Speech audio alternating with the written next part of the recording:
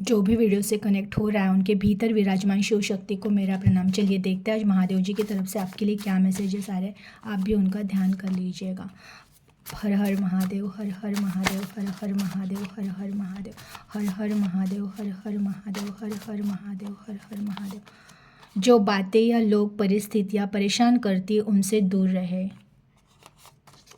इच्छाओं का त्याग करो, तुम्हारे लिए जो सही होगा वो मैं तुम्हें स्वयं दे दूंगा। मेरा रिश्ता सच्चा है, बाकी सब मोह का बाजार है। जिसका अभाव है जीवन में वो देना प्रारंभ करे तो वो चीज़ें दोगुना होकर वापस ज़रूर आएगी। तुम्हारी सभी इच्छाओं की पूर्ति होगी। भक्ति समर्पण जहाँ होता है वहाँ शक्ति प्रकट हो ही जाती है। लास्ट मैसेज, तुलना से बचे, जो है उसमें संतुष्ट रहे। ओके, देखिए फर्स्ट मैसेज आया है, जो बातें या लोग परिस्थिति परेशान करती उनसे दूर रहे। अगर आपको किसी चीज़ से परेशानी हो रही, किसी पर्सन से परेशानी हो रही है, या किसी पर्टिकुलर जो भी आपकी लाइफ में कोई परेशानियाँ क्रिएट हो रही है, जिस भी सिचुएशन में, फ़िलहाल कहा जा रहा है कि आपको इन सब चीज़ों से दूर रहना है। मीन्स किसी से ज़्यादा बहस करनी नहीं है। अगर कोई पर्सन है आपके लाइफ में जिनके साथ आपकी नोकझोंक हो रही है, अगर ऐसा कुछ है, ये सबके लिए नहीं हो सकता है।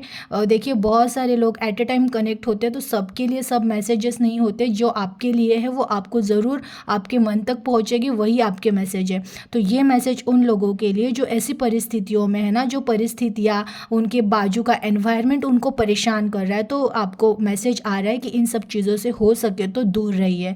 ऐसे पर्सन भी हो सकते हैं जो हमें परेशान करते हैं, ऐसी कोई स्थितियाँ हो सकती है, आजू बाजू का एनवायरनमेंट ऐसे हो सकता है कि वो परेशान कर रहा है, तो आपको मैसेज किया जा रहा है कि उनसे दूर रहिए। इच्छाओं का त्याग करो, तुम्हारे लिए जो सही होगा वो मैं स्वयं दे दूंगा। देखिए आप किसी एक इच्छा को कई दिनों से अगर पकड़ के बैठे हो कि काश मेरी ये इच्छा पूरी हो जाए, इच्छा पूरी हो जाए, अगर वो नहीं हो रही है, तो भगवान जी कह रहे हैं कि तुम जब इच्छाओं का त्याग कर देते हो ना, तो वैसे भी ये बात बहुत सही है कि हम किसी चीज़ के पीछे जब भागना बंद कर देते तो वो चीज़ ऑटोमेटिक, हम जब रिलैक्स होकर बैठ जाते और ये विश्वास करते कि वो मेरी है और मेरे पास आ जाएगी, तो वो चीज़ आ ही जाती है। तो आपको है ना, उन सब चीज़ों का जो आपने पकड़ के बैठा तो उनको त्याग कर दीजिए। जो तुम्हारे लिए सही होगा वो स्वयं भगवान जी आपको दे ही देंगे। मेरा रिश्ता सच्चा है, बाकी सब मोह का बाजार। ये बहुत बोलते हैं ना, इसमें ही पूरा पूरा सब कुछ ज्ञान समाया हुआ है कि एक ही रिश्ता यहाँ पे सच्चा है, बाकी पूरा मोह का बाजार है। कि जो रिश्ता हमारा सच्चा रिश्ता है, जो हमारे इस जन्म के पूर्व भी था, हमारे साथ भी चल रहा है और हमारे मृत्यु के बाद भी रहेगा, वो एक ही रिश्ता है, वो है ईश्वर का। और वही ईश्वर का रिश्ता सच्चा है, बाकी सब मोह का बाजार है। तो इस मोह के बाजार में आपको कितना परेशान होना है, उन मोह की चीज़ों के लिए आपको खुद को कितना परेशान करना है, ये आप खुद डिसाइड कीजिए। क्योंकि आप जिन चीज़ों के लिए परेशान हो रहे हो, रिश्तों के लिए परेशान हो रहे हो, वो सब टेम्पररी है। तो अगर आपको ये समझ आ जाए कि जो सब टेम्पररी, इन चीज़ों के पीछे हम हमारा बहुत सारा अनमोल वक्त, समय जो वेस्ट कर रहे हैं, वो समय वहाँ पे वेस्ट करने से अच्छा है कि भक्ति में लगाए, नाम में लगाए और अपने ज़िंदगी को जीने में लगाए, हमेशा खुश रहने में लगाए, तो ज़िंदगी तर जाएगी। क्योंकि जो भी यहाँ पे सच्चा है वो केवल एक ईश्वर का रिश्ता है, बाकी सारे रिश्ते आज नहीं तो कल छूट जाने हैं।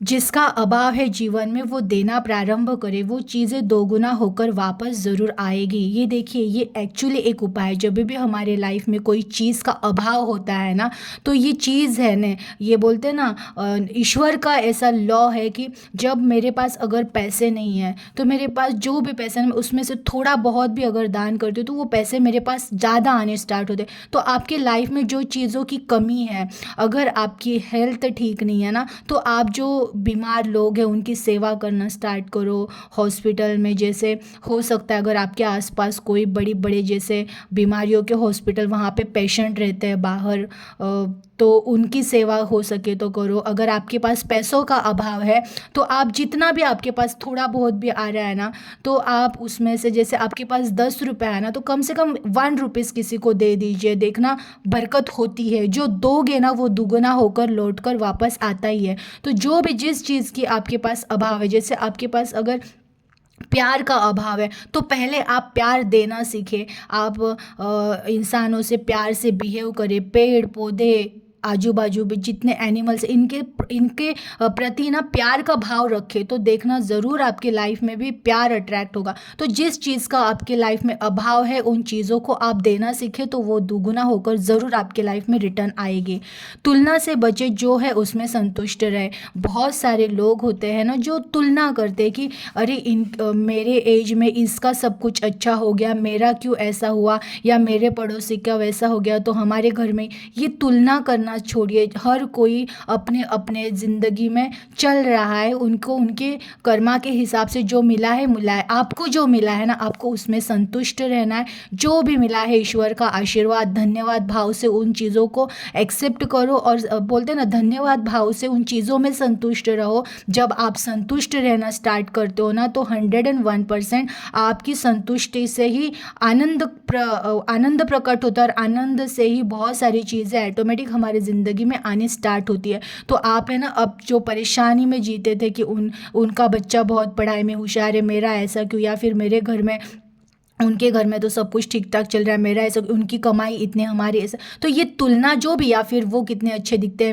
मैं क्यों नहीं, ये सब तुलनाएं है ना, ये करना छोड़ दो। क्योंकि हर एक आत्मा यूनिक है। हर एक आत्मा में कोई ना कोई ऐसा गुण है जो वो उसको खुद को पूर्ण करेगा। तो आपको ना ये जो आजू बाजू में देख कर तुलना करना, अगर आपको ऐसा है, सबके लिए नहीं होगा लेकिन जो भी करते हैं, तो उनके लिए कहा जा रहा है तुलना करना बंद करो। जो है उसमें संतुष्ट रहो और धन्यवाद भाव रखो, तो आपके लाइफ में भी वो सारी चीज़ें आ ही जाएगी जो आपके लिए ज़रूरी होगी। तुम्हारे सभी इच्छाओं की पूर्ति होगी। अगेन, आज जो भी कनेक्ट हो रहा है, तो ज़रूर आपकी कोई इच्छा है तो उस इच्छाओं की पूर्ति होने वाली है।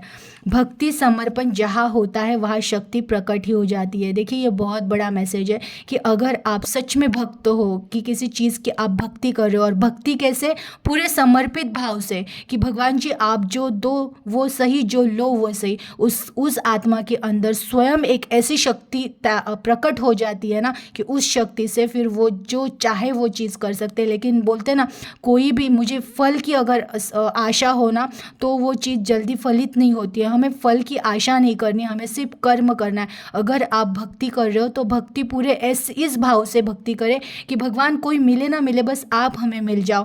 और ये समर्पण भी रखना कि आप जो दो वो सही, जो ना दो सही। ये समर्पण भाव जब हम भगवान के प्रति रखते हैं ना, तो ज़रूर हमारे भीतर ऐसी शक्ति प्रकट हो जाती है ना, तो उस शक्ति के प्रकट होने के बाद लाइफ में कोई चीज़ नहीं रहती है कि जो अब हमें दुख दे सके या हमारी कोई इच्छा पूर्ण ना कर सके। बहुत बहुत प्यारे मैसेजेस थे, बहुत प्यारी एनर्जी थी। एनर्जी को क्लेम कर दीजिएगा और अपना ख्याल रखिएगा। Thank you.